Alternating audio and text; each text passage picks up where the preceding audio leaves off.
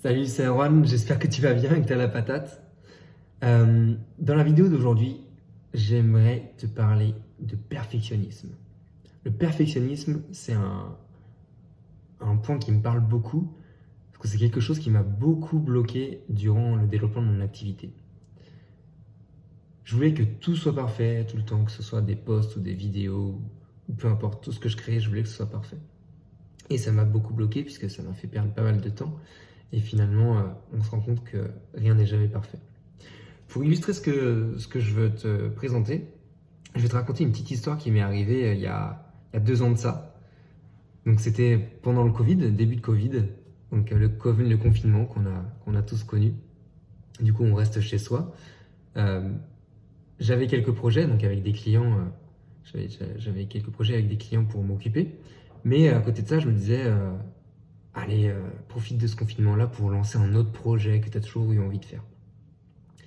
Et j'avais un projet, donc une idée qui me trottait dans la tête. Ce projet-là, c'était à l'époque, donc je faisais des sites internet pour mes clients et je les faisais via WordPress. WordPress que j'avais appris tout seul, etc. Donc je me suis dit, bah, c'est à la portée de tout le monde. Et ce que je vais faire, c'est que je vais créer un tutoriel pour apprendre à plein de personnes à faire comme moi, quoi, à développer leur site internet eux-mêmes. Et donc, sur Internet, tu es certainement passé sur des tutoriels de ce genre-là, donc tu sais qu'il y en a beaucoup. Et moi, de mon côté, je me disais, mais moi aussi je vais le faire, mais par contre, je vais faire le plus parfait du tutoriel. Mon tutoriel, ce sera le meilleur, quoi. Il sera vraiment parfait. Je vais, euh, j'ai commencé donc, pour qu'il soit parfait, à écrire mon texte. Ensuite, j'ai fouillé un peu sur le web pour voir plusieurs tutos pour me dire comment rendre ce tuto parfait et le plus ludique possible. Enfin bref, j'ai fait pas mal de recherches. Donc, en tout, la confection de cette vidéo, ça m'a pris environ 2 semaines. Mais 2 semaines sur lesquelles j'ai cravaché, hein. J'ai vraiment pris du temps. Donc, c'est des recherches, comme je te disais, du script, lecture de texte, ensuite le montage qui m'a pris un temps fou. Et bref, j'étais vraiment très fier de cette vidéo.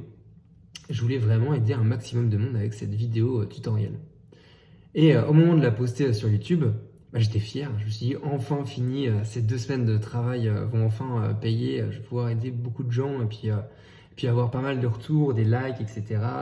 Gagner en visibilité. Et sauf que ça s'est pas passé comme ça. Tu t'en doutes bien, autrement, je t'en parlerai pas dans cette vidéo. Donc je poste cette vidéo, ce tutoriel sur YouTube. Et puis là, j'attends 2-3 jours et rien ne se passe.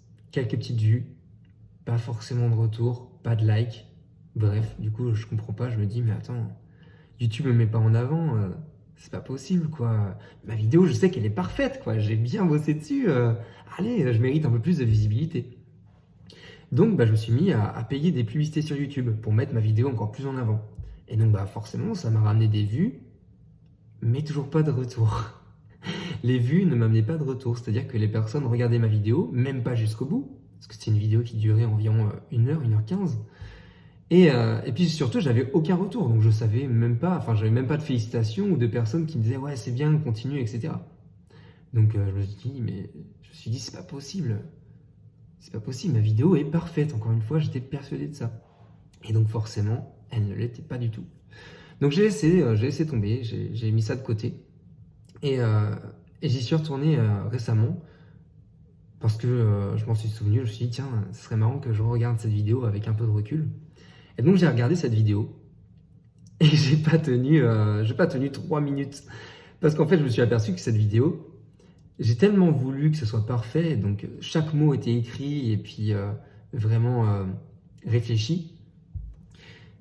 Mais comme le discours était trop réfléchi et trop lu, trop scripté, et ma vidéo elle était robotique.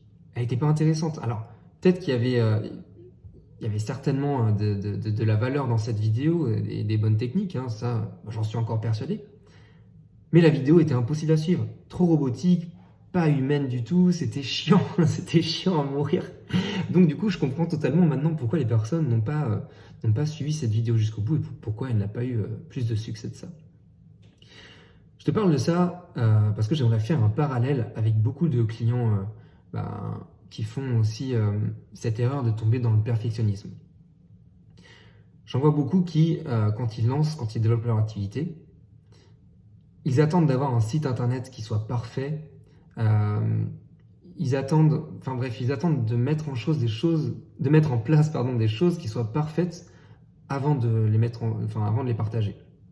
Voilà. Par exemple, j'ai un bon exemple avec une personne avec qui j'ai discuté juste hier. C'était une naturopathe qui développait son activité. Et elle n'arrivait pas encore à en vivre, mais parce que à côté, du coup, elle n'avait pas forcément le temps, à côté d'une activité de salarié, c'était compliqué pour elle de gérer ça, etc. Bref.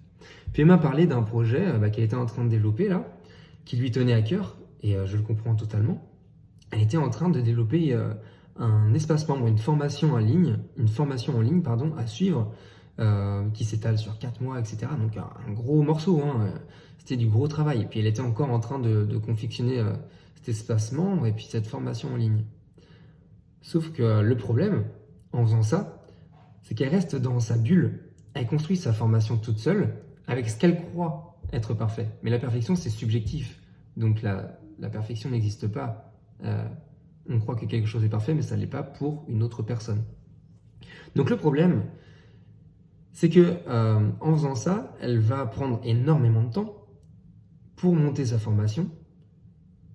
Et à la fin, quand elle va proposer cette formation à d'autres personnes, elle va peut-être s'apercevoir que sa formation, elle ne convient pas aux autres, parce qu'elle n'a pas pris le temps d'avoir des retours de ses clients potentiels, elle n'a pas pris le temps d'échanger avec eux. Elle va aussi peut-être avoir du mal à trouver des clients. Donc finalement, elle se sera concentrée sur le produit, mais pas sur, pas sur le fait d'attirer des clients avec le marketing et tout ça. Enfin bref, tout ça pour dire qu'elle risque d'être déçue et de se rendre compte qu'elle a perdu énormément de temps, alors qu'elle aurait pu en gagner en faisant d'une autre manière. D'une manière qui est certes imparfaite, mais qui au moins est productive. Par exemple, pour lancer une formation, tu peux partager un sommaire sur les réseaux en disant, voilà, dans ma formation, je vais parler de ça, ça va durer tant de temps. Est-ce qu'il y a des personnes qui sont prêtes à développer cette formation avec moi? En plus, tu peux proposer un tarif préférentiel comme c'est le début et que les personnes vont co-créer la formation avec toi. Comme ça te permet de créer la formation avec tes clients et de recevoir leur retour directement pour savoir ce qui fonctionne, ce qui ne fonctionne pas, ce qui est à améliorer et ce qui est déjà bien en place. Et de cette manière, tu as un produit déjà stable pour le mettre à la vente plus tard. Enfin bref, là je me perds dans des techniques, mais tout ça pour te dire que ne t'embête pas à faire des choses parfaites. Alors je te dis pas non plus de faire des choses à l'arrache, mais vraiment ne pense pas à la perfection, car encore une fois, elle n'existe pas. Juste passe à l'action, mets des choses en place. Si tu veux tourner une vidéo, tu prends ta vidéo, là, tu poses ton téléphone, tu appuies sur le bouton de lecture. Tu vois, comme ici, là, je le fais vraiment sur le moment. Tu vois, je suis pas forcément coiffé.